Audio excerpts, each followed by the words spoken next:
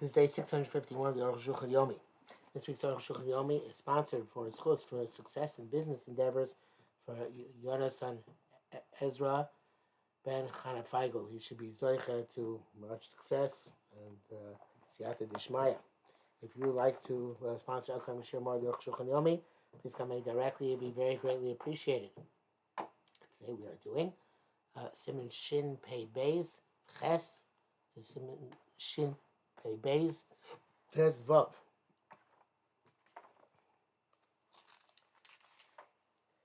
Ches. Have a Rashi Pirish B'gar that going to Shnei Yisraelim B'Chitzono. Okay, so yesterday we did the Rambam shot about the two Chatzeros, the railroad situation, railroad flat situation. So Rashi explains the Gemara that there are two Yisraelim in the outer courtyard. So the Chiddush is that even though in the inner courtyard there's no Jew, only the Dris of the Goy through the outer courtyard answers them. Brings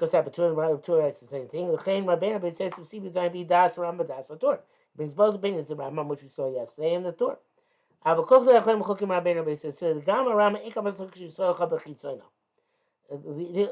hold that the Rambam did not intend to speak about a case where there's only one Yisrael in the outer yard. That is the primary halacha. On the contrary, those are even more makel. The when Yisrael and in the inner yard, the inner chotzer, Yisrael b'chitzon, and Yisrael is in the outer chotzer. The gam b'chitzon mutter, and even the individual Yisrael in the outer yard is permitted to carry. Since the Yisrael in the inner yard is a regular muteres b'mkoima because he doesn't need an erev, because only one Jew and one goy, and what goes to b'zer rabbanon. Okay. They hold in this case it's also that's not considered to be regular muteres b'mkoima. They ain't no regular muteres b'mkoima. Why? Shem became Shem Batam Shem Yilmadui Masov, because it's in essence it's usher, even though it's mislo shchicha, and therefore they didn't require an erev, but it's still considered to be technically an usher situation because they shouldn't learn from his meisim. Okay, and that is the primary halacha. The halacha says that it's hard to be mako. And therefore, he also is not Mako, as your HaShulchan is not Mako. The one who's Mako is the Magi Mishnah. The ones who are not Mako, the Taz, your Rabbah, Test to Sefer Shabbos. Test. Chotzer Shisov Kuti Darim Ba, if you have a yard in which a Jew and a non-Jew live. V'ava Yochid B'Makom Kuti Umutzkum Shladron, he's an individual, a solitary Jew, and therefore it's permitted without an Erev. Ach B'Tzada Beis Yisrael, but next to the Jew's house. So there was no Jew's house which is not open to the Chotzer. And also there's no opening between the two Jewish houses. Rak chalonos, only windows. But the windows are large enough that they can make an erev through the windows. Said you can't make an erev in that case. Even though normally you can make an erev through windows with the right size. For another reason. Yochid b'makom kuti. You're not allowed to make an individual in a place with a non-Jew. Klomar, meaning you're not allowed. We're afraid you're going to come learn from the activities of non-Jew. Only an individual Jew they didn't answer because it's on a very rare case. But the two Jews make an air between the two of them through the windows. They'll use the rishus together. And the Jew on the inside in the Chatzer will no longer be concerned to live there. Therefore, they forbade this case without shush. Sorry, they shouldn't use together. Mamish, and thus he will remain an individual to visit with the non-Jew, and the Yetzi Misham, he's going to eventually leave there. V'das Rashi's out. The Rashi's opinion is Duadin Afil Yesh Pesach Ben Yisrael Yisrael Gankein. So if there's a doorway between the two Jews, if we're going to make an error between the two of them, Mitanchis Bar, for the reason we explained, is Zeshanaka Bakamar Chaloina. So why does one say windows? Because they don't normally make doors between houses. But there's no actual difference. Because of the Dafka Shem Best of name, so there's no doors between the two of them. I'll change best of name with Toy Magev. But there's doors between the two, the openings between the two of them, you're allowed to make an Erev. So the Mishabura says it's Machmir like Rashi. And I say it's no difference, and you're not allowed to make an Erev. Again, unless it's clear or Shus and non-Jew. But the text says no. But the passage it's okay. Why? Because if there's an opening, so then the full opening, the inner the Jew inside the courtyard will not be afraid to live there.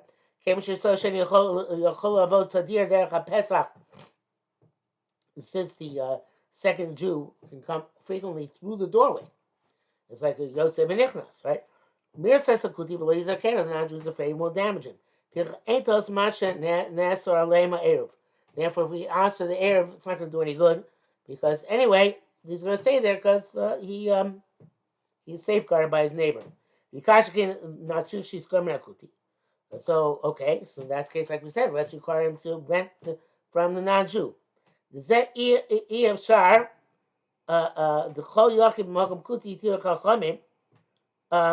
so he says it's not possible. Not like I was saying before that they have to do skirts shus. No, it's not possible. In the final analysis, he's one guy in the chutzner with the non-Jews, one in the chutzner. And they did lo pluk, but one didn't distinguish in that exception to the rule between whether there's an opening to adjacent house or not. But came to the bechutzer who Yachid says in this courtyard he's an individual. They allowed him to live there without skirs or shus. Actually, in Pesach, but where there is a no doorway, only a window, Chachamim said no eruv, because then there's going to be an advantage. There's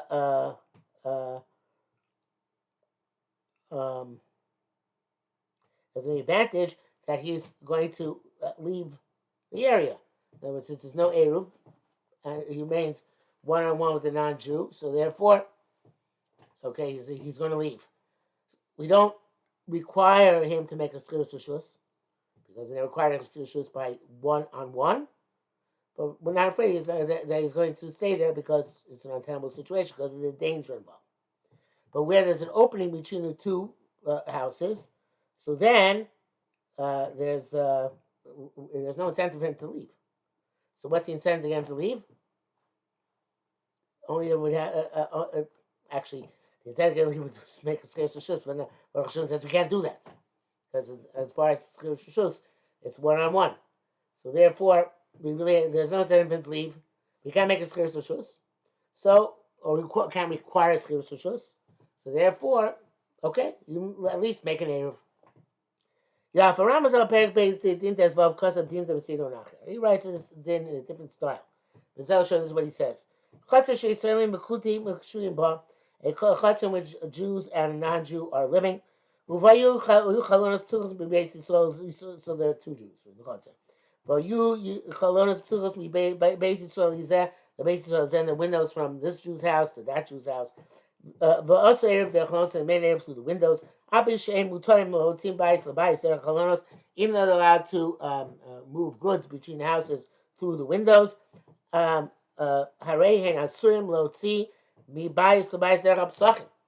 can't go out through the doors. They are kuti because there's the non-Jew there. Until they rent out rishus from him.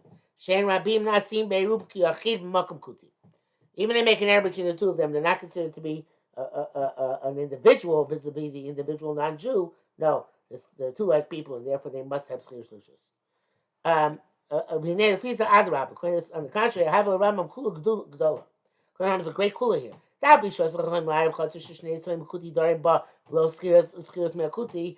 though Chachamim did not allow you to make an Erev in a place where there are two Jews and one goy without doing Skiras Rishus from the non-Jew, that's when make an Erev through the doors in order to carry out through the Chotzer. So they're making the Erev between themselves. They don't have chalonos. They're going out into the Chotzer and then coming back into the adjacent house. Then they have to do Skiras Rishus. That if they're going through the windows between the two houses, Yuchlu la'arei with tell me by the bias their chalonos. They can make an Erev and carry through the windows, and they don't have to take into account the non-Jew at all. They don't need Skiras Rishus. Below derech psachim, as long as they don't go out through the doorways. Mishnah says that would also be true to go through doorways between the two of them, according to the Rambam. Not just chalonos, also the doorways. Yud Beis. The Rambam los relay dina kodem. The Rambam clearly does not hold the previous halacha concerning the two Jews side by side with only one Jew abutting the chotzer. Because according to what he writes, even place an Erev is not effective without a Skiras. Nevertheless, they're allowed to make an Erev through the windows without doing Skiras. And so that's only a case where in the previous halacha, where there was on the Chotzer, there was only one individual Jew. But so the other Jew has no connection to this Chotzer. The Jews make an Erev between the two of them through the windows. If the place where it's usher, in other words, where there are two Jews in the Chotzer with the non-Jew, we allow to make an Erev through windows and not required Skiras Rishus. But there's only one Jew, the other Jew is outside the Chotzer, that you don't need to have Skiras Rishus. Very says, maybe if you test Dino Sharashi, we see Dino Sharamba. He brings down the two halachas, which seem to contradict each other. The halacha by the two houses in the railroad flat, one outside the chutz, they're adjacent to each other. One outside the chutz there, and one house is with chutz with the non-Jew, and this halacha where the two houses in the chutz there, but there's a doorway between the two of them. So Mashma Sfilei Sosim says that it seems like they don't contradict each other. We're silent concerning this. I don't know why. In fact, it's not bringing the Rambam. This requires much more analysis. The Bialacha says that specific the Eruv doesn't work for the Chotzer. But the carry from his friend's house, from his house to his friend's house, it's okay. But the Ritva holds that they made Xera in all cases. And even the friend of his house, his friend, he can't take through his window. I'm assuming the case of the railroad flat case. It says Sarkin Ladina. Okay. Nevertheless, the going further. Yugimel. Haskir Shetzar L'Skar Mekuti. The rental which you rent from the non-Jew, you don't have to specify you do in order to permit a carrying. A certain amount of time, you rent from him generically, but till mimela a mutter, and the carrying is mutter automatically. You don't have to write nowadays. It's very often is written, and it's like a town council resolution or mayoral decree, but you don't have to write shum ksavas. That's not written down. You can even give less than Shah Pruta. They have a moment, because for him, that's considered to be money. Nowadays, I think the custom is $1 for 20 years or something like that. Mutas Shabbos, you can do this rental on Shabbos. It's not like commercial activity. It's a rickety skirus. It's symbolic. It's like asking for license to permit to them to carry.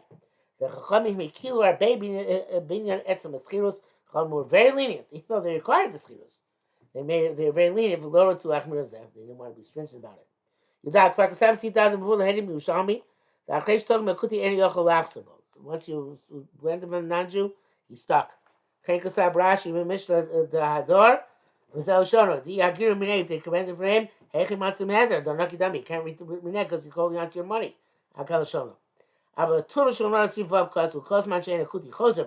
long as the non-Jew does not renege, the rental is effective. I feel his mom Ruba even for a long period of time. And before me is that so it seems clear that he can renege. Those some say it's only when they rented it generically without specifying any times, and it's before the first Shabbos, so the Yisrael has not yet taken hold of this Eruv. When Shabbos starts, that Yisrael already has taken hold of this Eruv, and he can't renege on the deal. Yisrael is man, and also if he rented for a specified time, and close as man, non-Jew cannot renege until the time is over. That's the Magen Avraham. According to this, we have to say much about Zer Rabbeinu Ramah that he can't renege on the rental until he gives back the money. That's when he reneges before the first Shabbos. Close as man, but if he reneges any other time before the contract is up, can't be chayzer. Even wants to give back the money.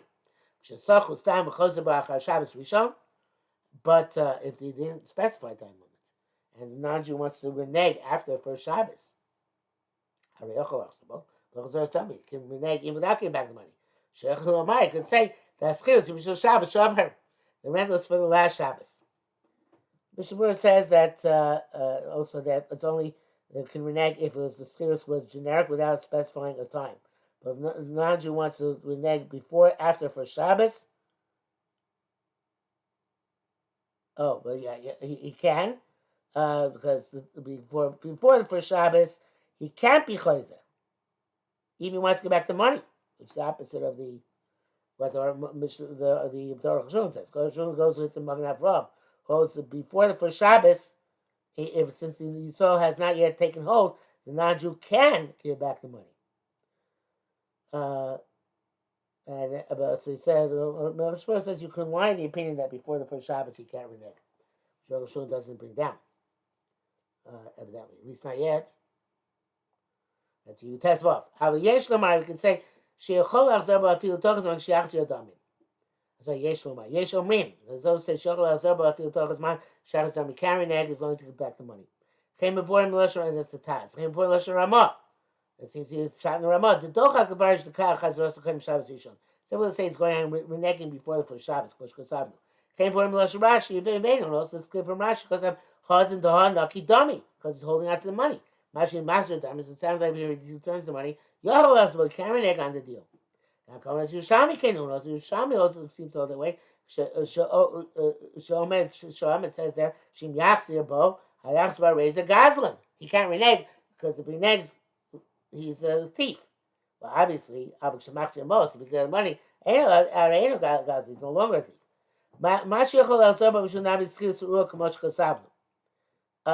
So in that which you can renege is again because it's a rickety skirus from the Goy's perspective as well. Now here's the Mishnah Berurah down before.